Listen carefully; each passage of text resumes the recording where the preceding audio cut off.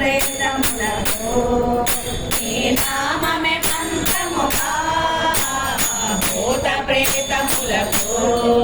నీ నామమే మంత్రముగా భక్తితో నిన్ను వేద భవబంధము తొలగునుగా మా బాధలు తీరునుగా నమో ఆంజనేయ నమో పవన నమో నమో పవన